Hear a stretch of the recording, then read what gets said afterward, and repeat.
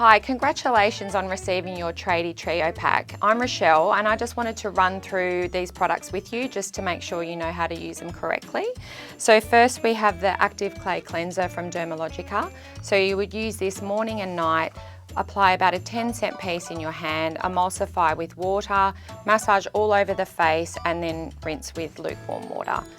Then we have the Hunter Lab Sunscreen. So this is a high SPF, so it's really great if you're spending a lot of time in the sun, and you just apply this every morning after you've washed your face, and just make sure you reapply during the day if you're spending a lot of time in the sun. The third product you have is the eye smoothing kit from Wrinkle Schminkles. So this is silicone patches that you apply on your eye area. So at night you wash the area, make sure it's really dry, then you apply the eye patches around here, go to sleep, then in the morning you gently remove them and then you apply them back onto the plastic sheet which is included in the kit, and then you just repeat this process every night.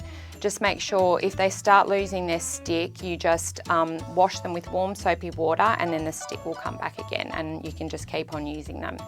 And the more you use them, the better result you'll get as well. So I really hope you enjoy your Tradie Trio kit.